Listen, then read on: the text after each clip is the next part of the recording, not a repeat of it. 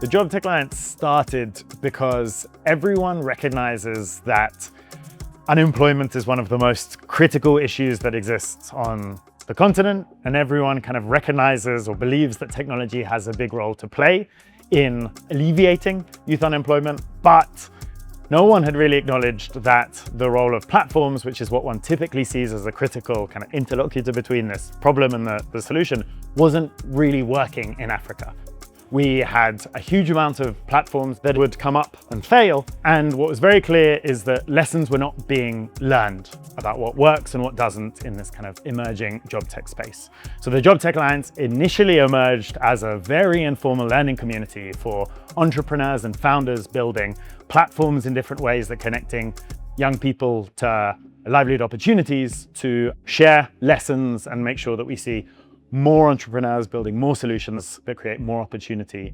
At the moment, the Jobtech Alliance has a community of over 2,000 people with a number of different kind of groups within it. So well over half of our members or community members are operators from within job tech platforms themselves.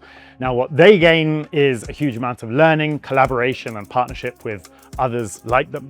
We also have a large amount of investors, both philanthropic and venture capital investors, who care about the future of work, who care about the youth employment issue, but don't know where and how to deploy capital. So we connect them to the entrepreneurs. We also engage with entrepreneur support organizations, multilaterals, researchers, all trying to understand or unpack the role of digital platforms in youth employment in Africa. We've now seen, firstly, we're not seeing people making the same mistakes. We're not seeing entrepreneurs making the same mistakes in terms of building the hypothetical app for blue-collar workers. We're also not seeing investors getting kind of taken away by tech-based solutions that are not grounded in often some very brick-and-mortar problems. So I think we have seen many different stakeholder groups, by learning from us and learning from each other, just starting to be a lot more grounded in the realities of African labor markets and the solutions that really need to be built for these unique problems.